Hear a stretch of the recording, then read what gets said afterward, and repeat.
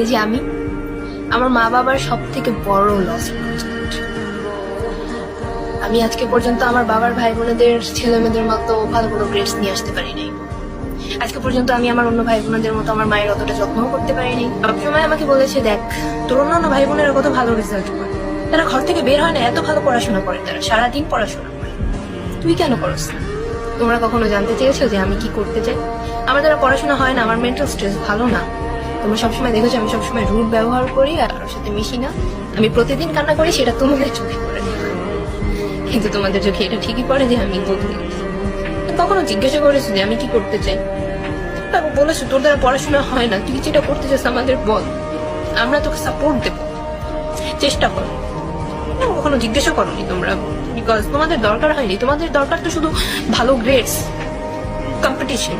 আমি জানি না আমি কতটুকু পারছি আমার মা বাবার এটা ফিল করানোর জন্য যে আমি চেষ্টা করি তাদের ভালো রাখার জন্য, তাদের ভালো দেখার জন্য, কিন্তু আফসোস যে আমার মা বাবা কখনো দেখেন।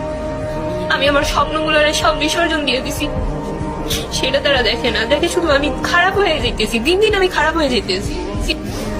আমি খারাপ এই জন্য হয়ে যেতেছি যে আমার স্বপ্নগুলোর দাম কারো কাছে ছিল না। আমি যেটা পারতেছি না আমার সেটা জোর করে করানো হইতেছে, আর আমি যেটা চাইতেছি সেটার কোনো ভ্যালু নেই কারো কাছে।